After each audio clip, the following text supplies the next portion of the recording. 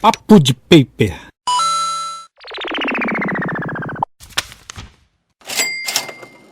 Olá, episódio inaugural do Papo de Paper, episódio de número 0, piloto, experimentando aqui esse espaço aqui do podcast inaugural, inaugurando aqui um espaço para debater, comentar, discutir, conversar e aprofundar um pouco mais nosso conhecimento sobre a comunicação digital, sobre jornalismo na nova era, nesse mundo da internet, os dinossauros saindo...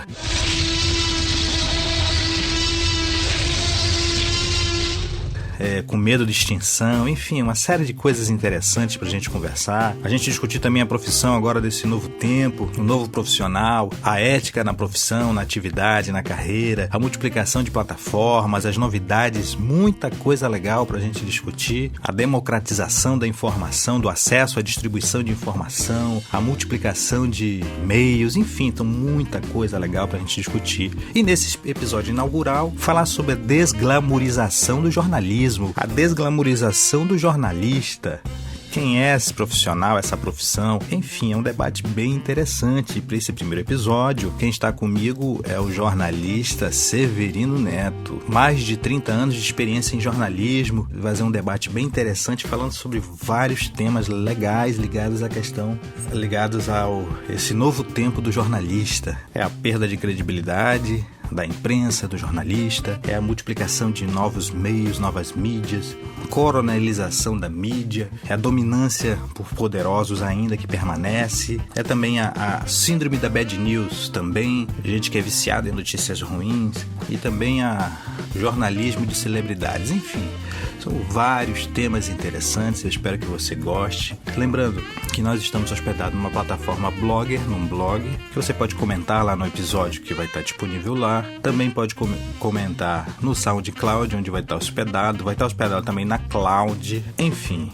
No Facebook também, Papo de Paper, você pode comentar lá. Você pode também comentar nos meus perfis Fred Novaes, tanto no SoundCloud como no Facebook, como no Twitter, enfim, pessoal. É interessante que haja uma interatividade e um debate bem legal sobre esses temas pertinentes à atividade jornalística. Então é isso, vamos ao episódio, um grande abraço, Papo de Paper.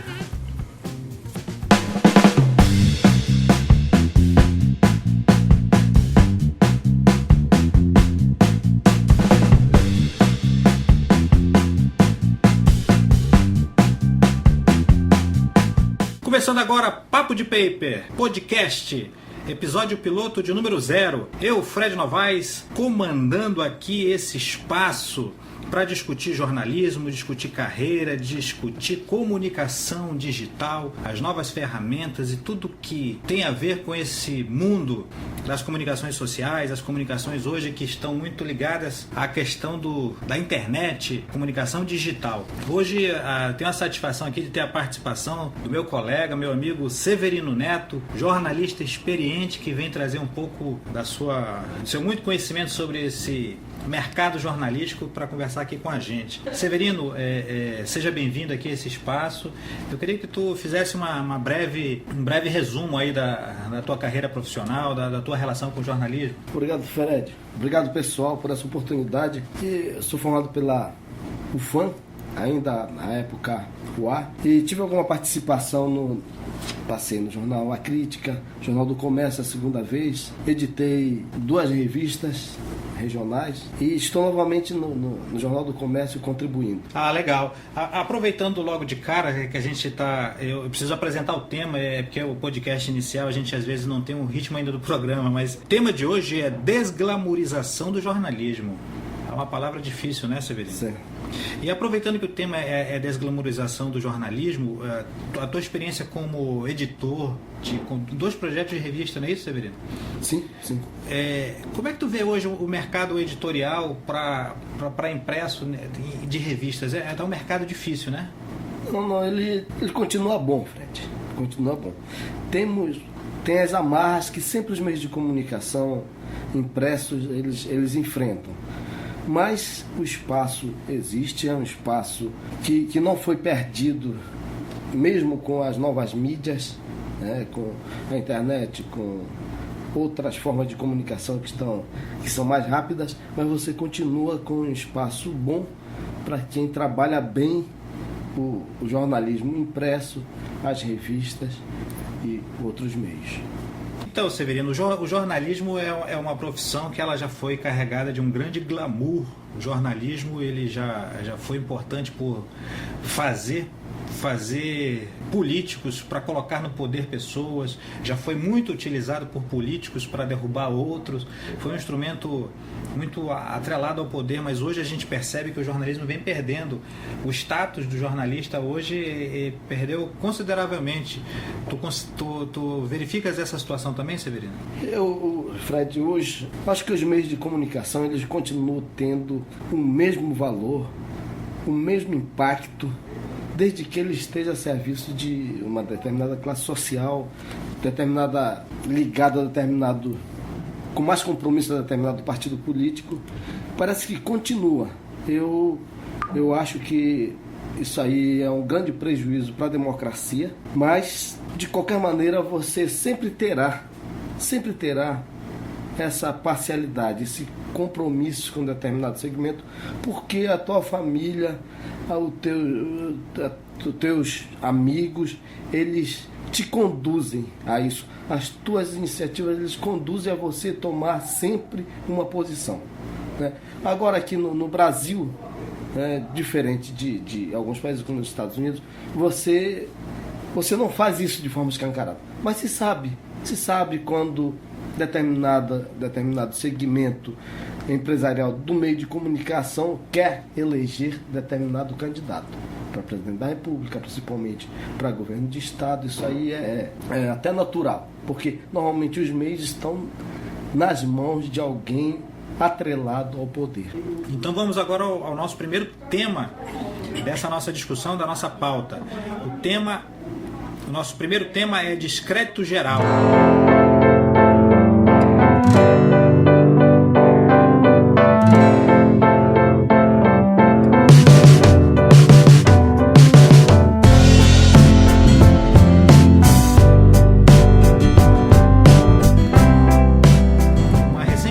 Da CNT, realizada em junho deste ano, mostrou, dentre outras coisas, que o desprestígio da imprensa, e não apenas da imprensa, fazendo um levantamento sobre as instituições que o entrevistado mais confiava, em primeiro lugar ficou a Igreja com 53,5%, a Justiça com 10,1%, a Polícia com 5%, e a imprensa, por incrível que pareça, Severino, ficou abaixo da Polícia com 4,8%.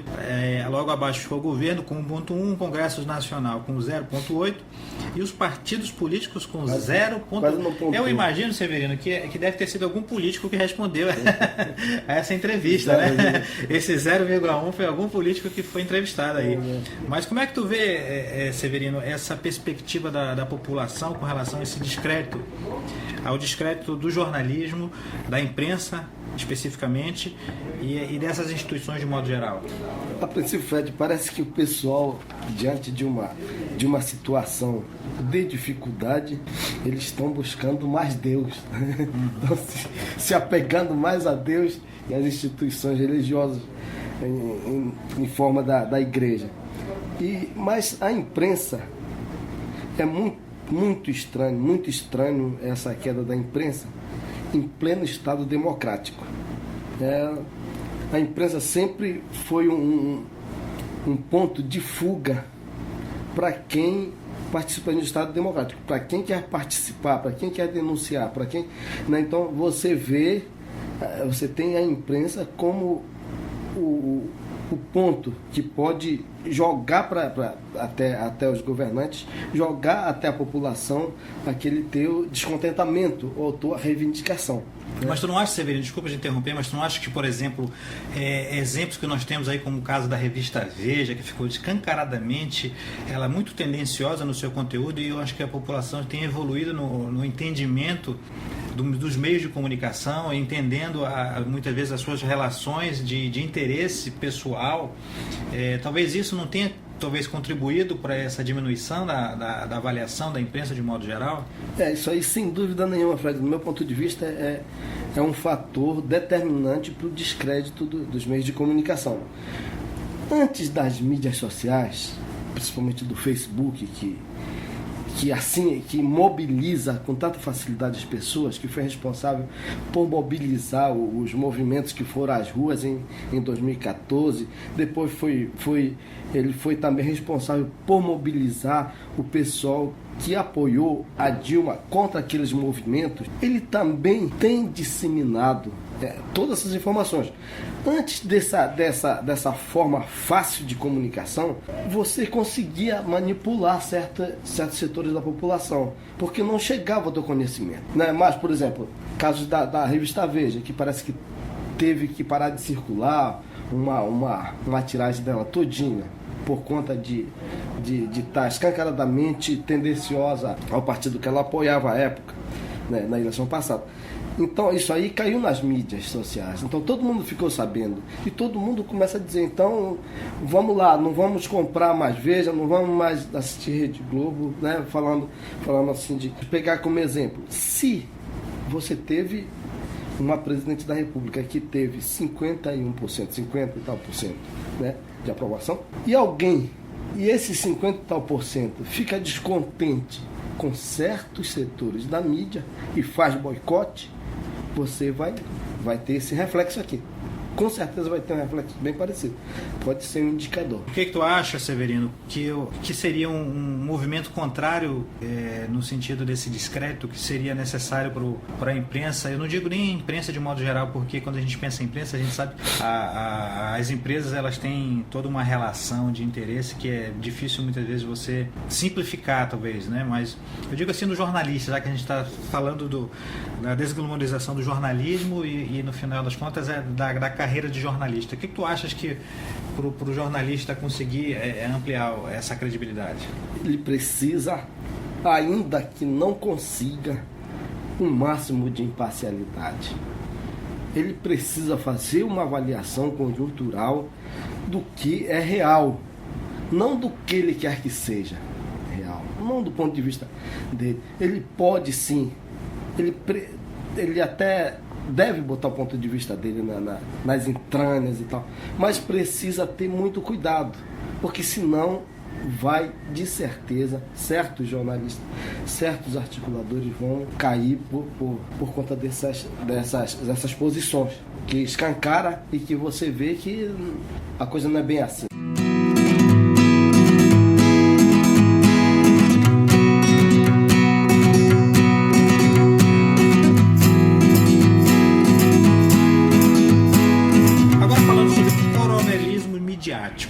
Por que coronelismo midiático? Já foi feito um levantamento interessante do Observatório da Imprensa com relação à autorização de outorga para funcionamento de rádios e TVs, que haviam todo um mecanismo político por trás disso. Um trabalho bem interessante que foi feito, mas o dado que a gente traz hoje para essa discussão aqui, Severino, é um levantamento do portal Donos da Mídia, que mostra que no Brasil 271 políticos são sócios ou diretores de 324 veículos de comunicação. É um número expressivo, né? É um número quase a totalidade, né?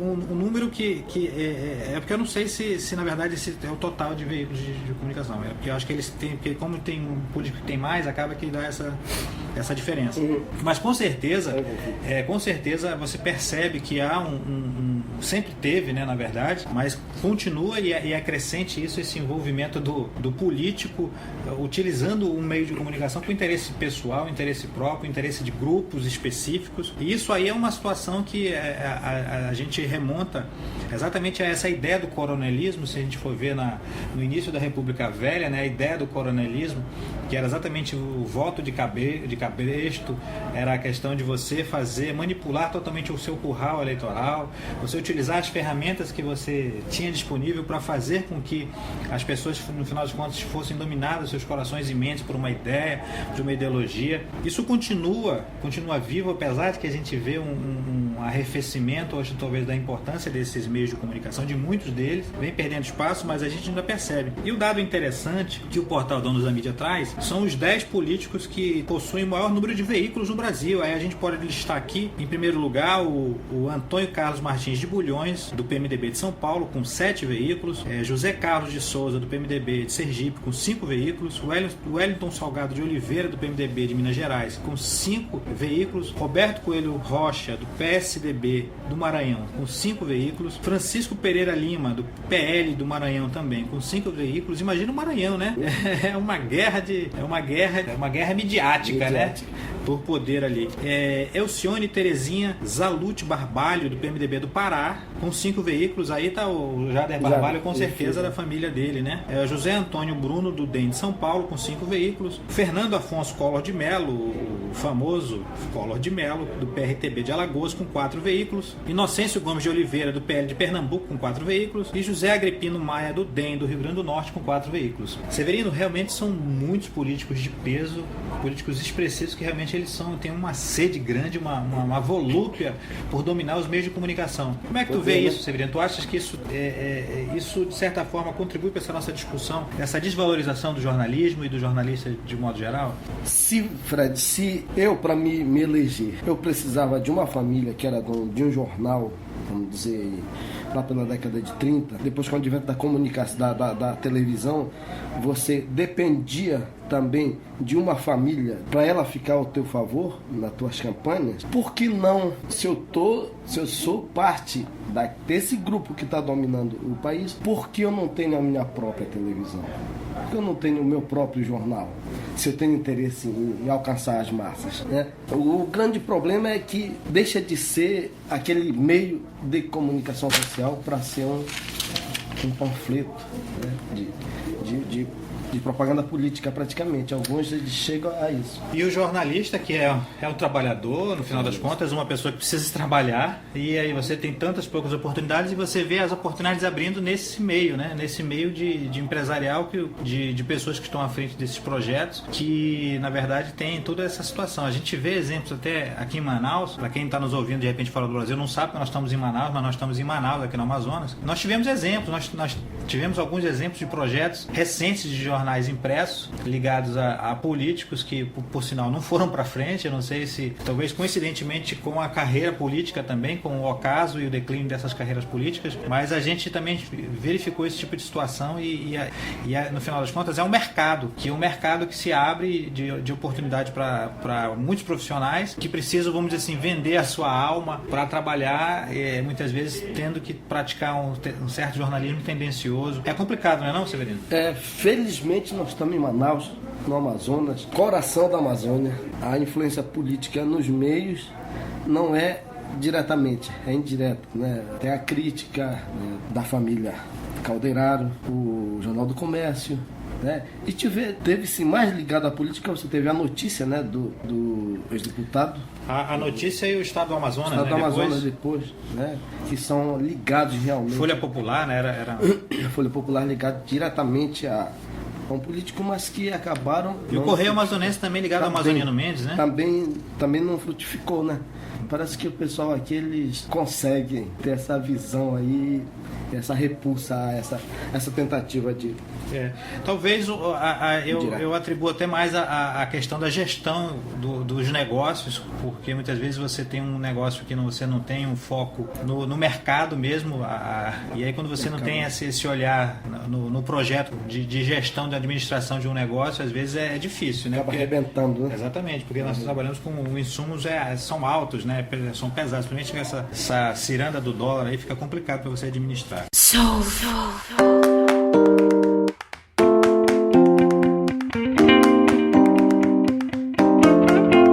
Vamos ao terceiro tema. O tema de hoje são novas ferramentas digitais e a nova mídia.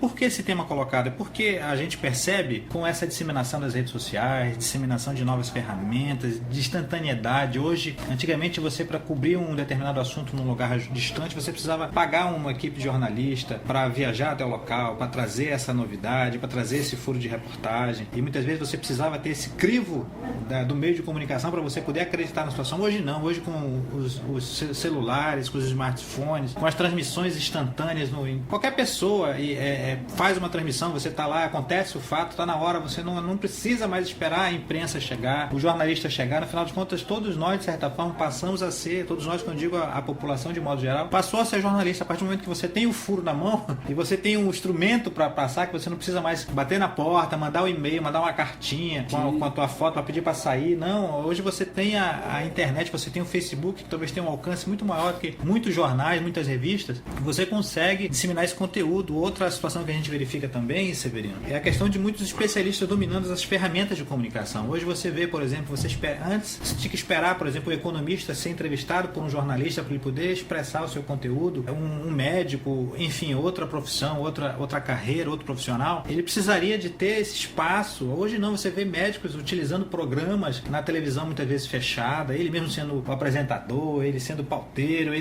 utilizando muito desse espaço que antigamente era ocupado pelo jornalista, né? E aí, Severino? Sem dúvida nenhuma, essa fronteira está se abrindo assim, de forma espetacular, Fred. Mas, para o jornalista, quer dizer, em qualquer profissão, em qualquer situação, só não existe bons espaços para quem não é bom.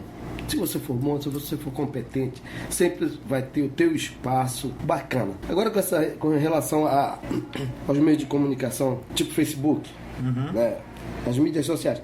Rapaz, eu presenciei, Fred, um momento legal da utilização, principalmente do Facebook e do WhatsApp, foi no incêndio que teve ali perto bem ao lado da Igreja dos Remédios. Eu passei lá na hora em que estava acontecendo o incêndio e a cobertura da população daquele evento foi fantástica. O que você tinha de celular, de smartphone apontado e o pessoal ao vivo transmitindo, era incrível. Era muita gente. E depois o pessoal foi acompanhar o que acontecia, né, ao redor daquele incêndio, dando toda a notícia, por exemplo, fechamento das lojas. A polícia estava por lá, apareceu alguns cidadãos querendo se aproveitar do momento, né? E a população pegou esses indivíduos, a polícia pegou esses indivíduos e o pessoal, muita gente acompanhando, ó, e agora pegaram um ladrão aqui e tal, ele vai algemado aqui, a polícia incrível, rapaz, incrível. Certamente não ficou devendo a nenhuma cobertura jornalística de televisão, da televisão tradicional. Algumas coisas bizarras, inclusive, também foi registrado um acidente terrível aqui em Manaus, que vários corpos dilacerados e as pessoas fazendo transmissão ao vivo dos corpos, fazendo fotos. É uma situação complicada, né? E você distribuindo em grupos de WhatsApp, fazendo uma banalização, né, da violência. Porque esse tipo de discussão que é interessante, porque as pessoas muitas vezes elas não têm talvez esse conhecimento do que representa, né, a disseminação desse tipo de conteúdo, e muitas vezes eles vão jogando no ar aí sem fazer nenhum tipo de reflexão, que eu acho que o exercício do jornalista ele tem esse olhar. Alguns, né, também, muitos também buscam o sensacionalismo a qualquer preço, por trás de um clique, por trás de uma venda de jornal, mas enfim, é complicado isso aí. Essa aí eu acho que é o mínimo que o jornalista tem que ter, ética, né?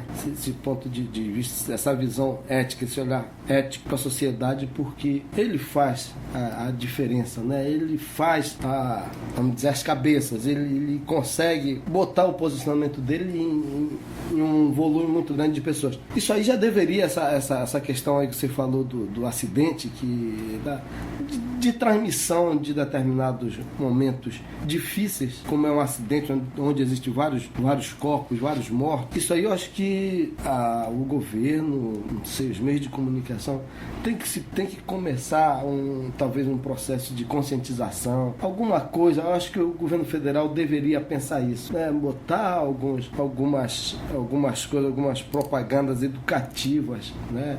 Nesse segmento aí, para tentar mostrar à população, para ela não chegar a esses extremos aí. Bacana. Eu achei bacana a questão do incêndio, mas ela estava lá, nada grave, nada...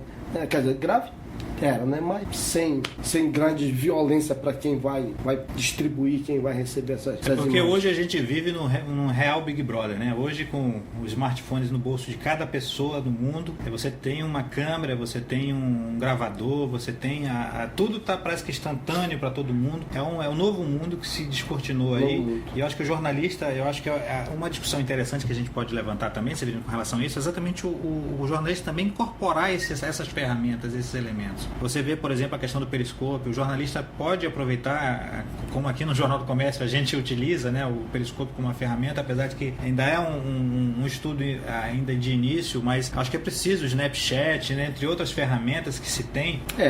As pessoas boas da sociedade que primam por essas valorizações de família, de sociedade, eles precisam avançar, precisam estar talvez até à frente dessa grande massa que surge passando essas notícias, Fred.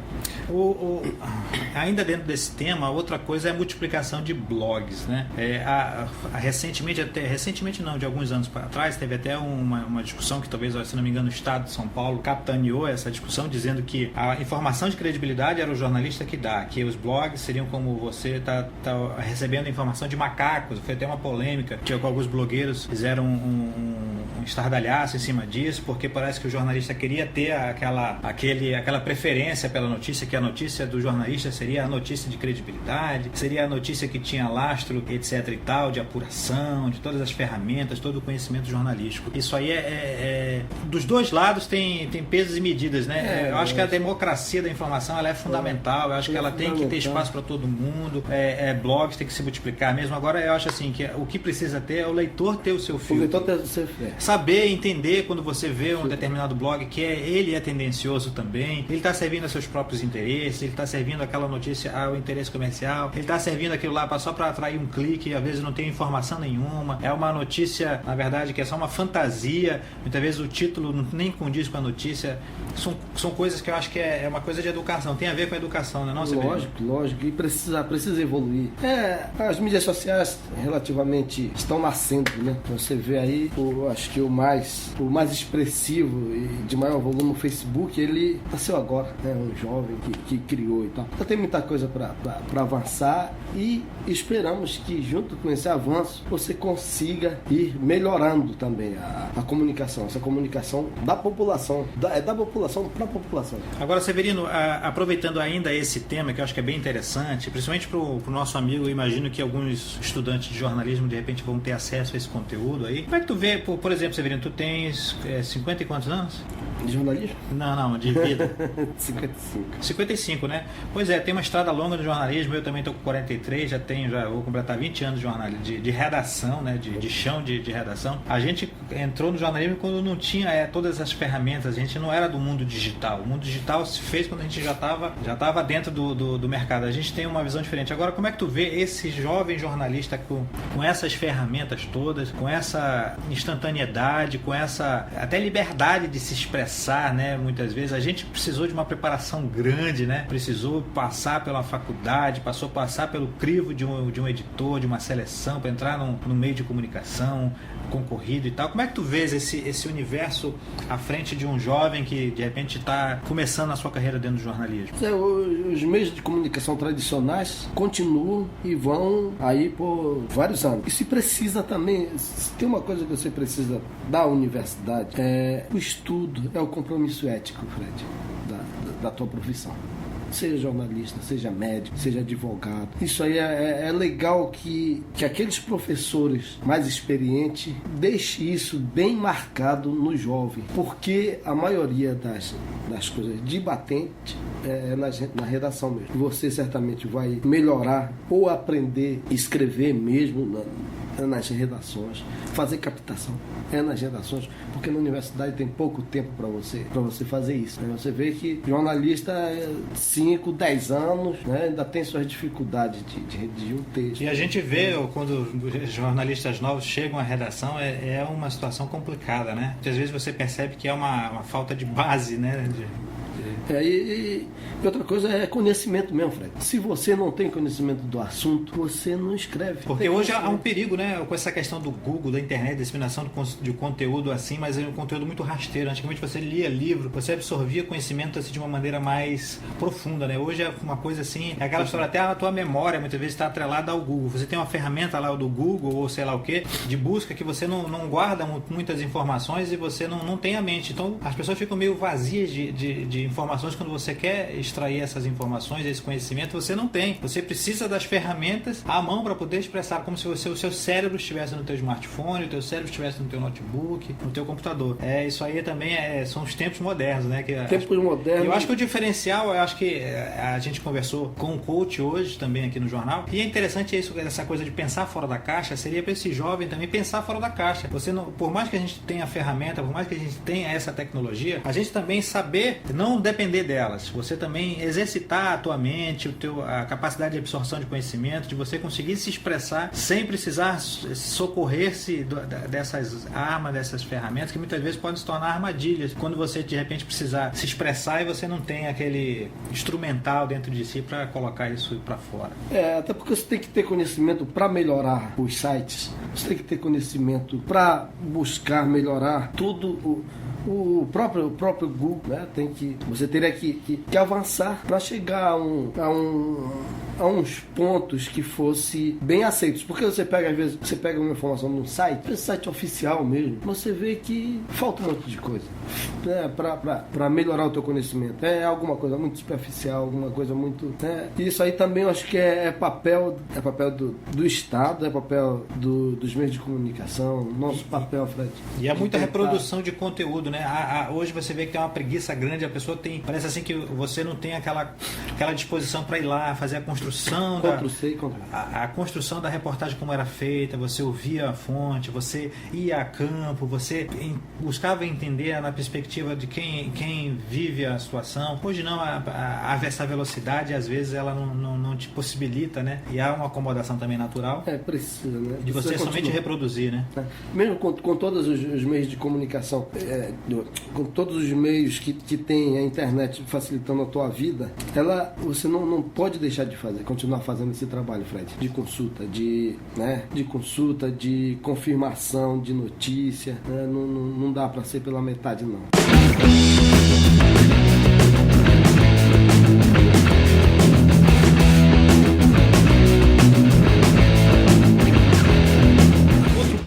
Outro ponto sobre a desglamorização do jornalismo, do jornalista, a desvalorização do jornalista de uma maneira geral, esse conflito da carreira de jornalista, e esse síndrome do pessimismo que muitas vezes está atrelado ao jornalismo. Aquela situação de que a notícia boa é a notícia ruim, né? Aquela que você quer ver a desgraça, quanto mais desgraça, melhor, quanto pior, melhor, né? Isso aí às vezes cansa, acho que já cansou alguns jornalistas, isso já cansou também muito o público. A gente percebe, principalmente nas redes sociais, um crescimento de muita gente que está buscando esse fenômeno chamado das good news, né? Das boas notícias, de você ver iniciativas interessantes. É preciso, não é não, Severino? Você buscar um horizonte além desse jornalismo de pedra, né? De você querer jogar sempre a pedra na vidraça. A notícia para ser boa, né, Fred? Ela não precisa ser ruim, né? Por exemplo, hoje o Jornal do Comércio está dando uma notícia boa, muita gente esperava. Eu acho que foi uma das boas manchetes dos jornais do Amazonas, né? Então... Tu podia esclarecer para o nosso ouvinte que de repente vai ouvir em outro momento que ele não vai saber qual é o assunto que tu está referindo? Sim, o assunto foi da ex-deputada Rebeca Garcia, que está sendo nomeada superintendente da SUFRAMA. A SUFRAMA, para quem está fora de Manaus, que tem pouco conhecimento aqui do nosso país, ela é quem faz a gestão do modelo Zona Franca de Manaus. E desde o ano passado, no final da eleição, no período eleitoral, ali em novembro, que ela estava sem o titular, né? Vinha sendo ocupado pelo Gustavo Igrejas, que é um técnico da SUFRAMA. Normalmente esse cargo aí, Fred, da autarquia, ela é suprida raramente por um técnico, mas é político. E veio aquele não vai, até que ontem, depois de muito sacrifício, parece que decidiram pelo nome da Rebeca. Então nós estamos dizendo que o nome da Rebeca foi indicado para o nome da SUFRAMA. Está praticamente oficializado, falta só decretar. Quer dizer, uma notícia boa para o nosso segmento empresarial, que esperava, né? Notícia boa para quem gosta de economia, quem gosta do modelo Zona Franca. Não precisamos arrebentar com ninguém, né? Poderia dizer que a SUFRAMA, que o governo indicou a SUFRAMA, mas que não era uma boa indicação. Você poderia dizer isso se fosse um jornal pessimista, mas estando dentro do foco da imparcialidade, a notícia foi essa, uma notícia boa, né? Que de boa repercussão. Eu acho que, inclusive, aproveitando já que a gente está falando um pouco do Jornal do Comércio, acho que tem algumas coisas que são interessantes, inclusive, por exemplo, na edição de aniversário de Manaus, que por sinal está saindo agora, que para quem vai ouvir depois vai ter saído. nascido, né, no dia 24 de outubro de 2015, também é uma tentativa de fazer de boas notícias, trazendo informações sobre os bairros, mostrando projetos de inclusão social, projetos de cidadania, de entidades que buscam aumentar o sentido de pertencimento das pessoas ao lugar que moram, de você ser um elemento participante, você ser um organismo vivo dentro da cidade, dentro do seu bairro, você conseguindo olhar além do seu próprio umbigo. Eu acho que isso aí são boas notícias. Eu acho que tem muitos projetos sociais, tem muita coisa que ela fica meio à margem, né? A gente tem uma série de projetos que são desenvolvidos que ficam ocultos, né? A gente ouve quando a gente ouve falar de uma ONG, de uma instituição, muitas vezes é quando ela fraudou algum tipo de receita, quando ela fez algo de errado, quando o diretor ele foi preso.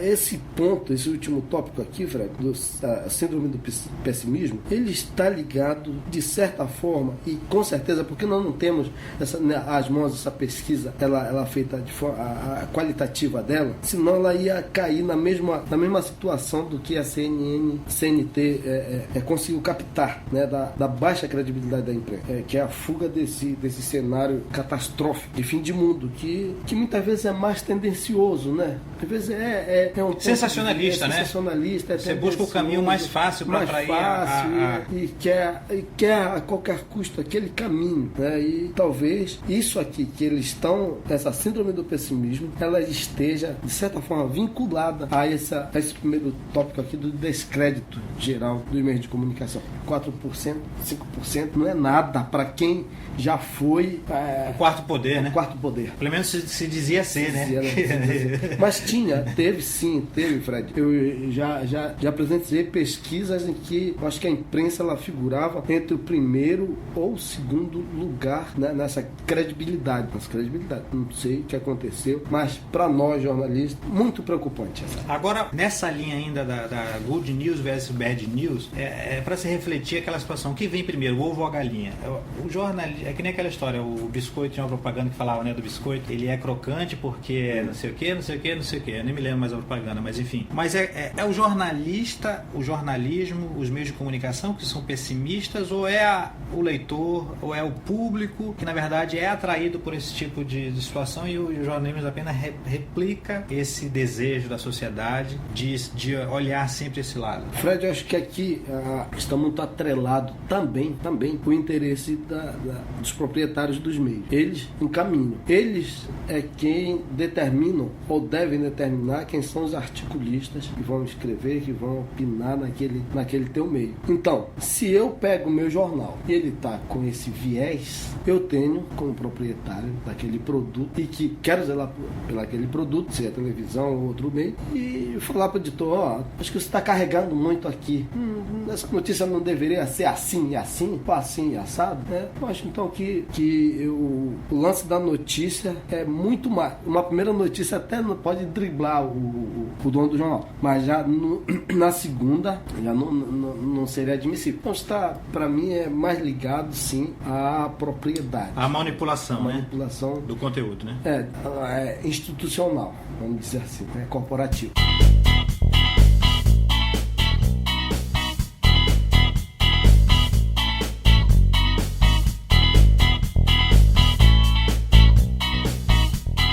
Outro tema separado aqui para a nossa discussão foi a questão hoje essa mudança do jornalismo, essa mudança principalmente do jornalista, que deixou de ser um mero instrumento menos importante do que a própria notícia, ele passou a ser um star, né? O jornalista, alguns, né, são poucos escolhidos, porque alcançaram um patamar aí de celebridades, né? Aí a gente vê algumas situações que jornalistas que viraram garotos propagandas e deixaram, vamos dizer assim, o jornalismo em prol de um tipo de conteúdo popular, né?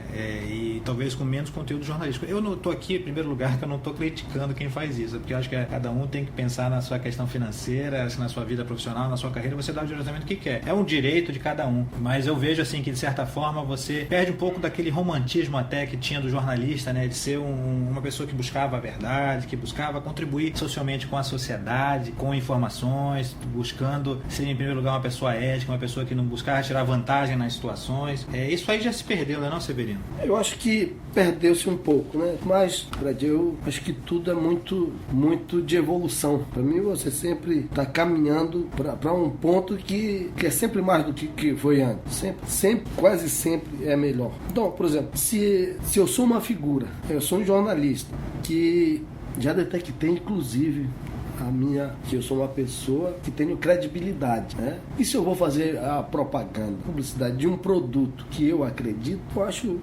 bacana isso, acho legal, não criticaria. O que não seria legal, do meu ponto de vista, é você ser vegetariano e fazer uma propaganda de um presunto, né? É meio esquisitão, né? Então, aí, nesses exemplos, a gente tem nacional o caso da Ana Paula Padrão, né? Que deixou para fazer o reality de gastronomia lá no MasterChef e fazendo milhões de propagandas em cima, ganhando bilhões em cima. A Fátima Bernardes também, que foi saída do Jornal Nacional, mas entrou nesse programa de entretenimento matinais aí, com o encontro, né? Com muita coisa de celebridade, muito, sei lá o que, esse tipo de conteúdo aí. É um conteúdo que tem o seu público. Eu não vou questionar, querer fazer um discurso aqui de moralista em cima. Eu acho que faz parte, é um conteúdo que tem a sua demanda, tem a sua necessidade. Isso aí é só mesmo para reflexão. Eu não estou querendo colocar muito juízo de valor em cima, não. E o caso do Pedro Bial, que deixou de ser correspondente, de ser repórter especial, deixou de ser apresentador de programas jornalísticos para fazer ficar como host, né, como âncora do BBB e do programa Na Moral, que é um programa também que ele merecia um capítulo à parte, né, porque ali eu vou te contar, mas enfim, você vê. Às vezes é um sonho da pessoa, né, de realizar determinado programa, determinada situação na vida. Eu não sei se aqui estaria ligado à questão financeira. Com certeza. Né? Pode ser, sendo isso, é muito ruim. Mas se o cara, Fred, ele não é possível, ele é um bom jornalista, uma boa apresentadora, eu acho que ele vai levar bons valores também para qualquer atividade, né? Espaços, né? Acho que sim, acho que ele leva alguma coisa boa. Trazendo mais para perto de nós, longe desse, porque isso aí são estrelatos, né, dos jornalistas de Hollywood para lá. Mas trazendo mais para próximo, a gente assiste um pouco dessa situação para aquele jornalista que de repente militava, vamos dizer assim, é uma palavra que está fora de moda, mas em redações, não apenas de jornal impresso, mas de internet mesmo, que tinha um projeto de conteúdo próprio, que de repente migrou para uma assessoria, que migrou para de repente trabalhar o que acontece muito aqui em Manaus, trabalhar em órgãos do governo, né, em secretarias e tal. Você deixou a tua veia jornalística e você passou a ser um profissional, um cara que está trabalhando assim, meio que buscando, não vou chamar de cabide de emprego, porque eu também vou estar moralizando a situação, porque é um trabalho profissional que exige um profissional como um todo qualquer. Mas no final das contas é um tipo de trabalho que é bem distante do jornalismo, não é não, Severino? Tranquilo. Mas mesmo assim, acho que se ele for um bom profissional, se ele escrever bem, se ele escrever dentro do que tá dentro do parâmetro, vamos dizer assim, ético, não vejo. Né? E que fique bem claro que eu não tenho nada contra a assessoria de comunicação. Eu acho, inclusive, que é um canal de comunicação, é um canal de expressão jornalística interessante você trabalhar com o mercado, trabalhar com produto. Eu acho que, inclusive, a própria imprensa, a própria mídia, de modo geral, ela precisa aprender a trabalhar de uma forma clara, com o anunciante, trabalhar com matérias que sejam conteúdos pagos, mesmo de saber trabalhar isso de uma maneira agradável, atraente, não enganando o leitor, não enganando o ouvinte, o telespectador, mas eu acho que ela precisa tirar um pouco desse peso como se fosse um crime, né, que você estivesse cometendo. Não, a comunicação, ela tem várias vertentes e inclui essa coisa de você trabalhar a imagem institucional, o marketing digital, enfim. E os espaços estão lá, Fred. Se não for ocupado por um jornalista, o deputado, o governador, o presidente vai querer alguém naquele espaço, né? Se não for um jornalista, vai que das hipóteses é a melhor. Se uma outra pessoa que sabe escrever, manja de português, então tá aqui, vai ser meu assessor de comunicação, né? Então cabe melhor a qualificação profissional em universidade, em cursos em leituras e a imparcialidade, tentar. Legal, essa aí foi essa nossa primeira participação aí nesse projeto experimental aí do podcast Papo de Paper. Mas é isso, esse episódio número 0, o episódio piloto. Espero que ele tenha longa vida aí, e eu queria que tu desse a tua última participação aí, falando aí sobre essa participação aí nesse nosso bate-papo.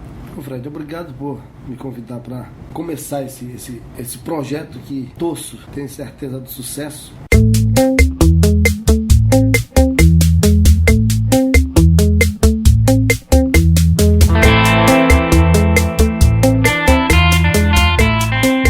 Esse foi o nosso primeiro episódio do Papo de Paper, episódio piloto, episódio inicial. Isso aí é uma experimentação ainda. Vão me perdoando aí a falta de desembaraço para conduzir aí a conversa, o debate, a questão também da edição, que as falhas que vocês possam ter observado. Mas enfim, é um primeiro episódio. Eu espero que possa ter ficado pelo menos no nível que dê para ouvir, que dê para você entender a intenção do projeto. E é isso, pessoal. Lembrando aí que nós estamos no Blogger. Podem e devem comentar, dar uma forcinha, quem gostar, quem quiser dar uma força pro projeto. Também no Facebook Papo de Paper, pelo Twitter, pelas redes sociais. E é isso, pessoal. Agora vamos seguir pra frente, que a bola tá rolando. Vamos ter que tomar conta do negócio. É isso. Um grande abraço aí e até a próxima.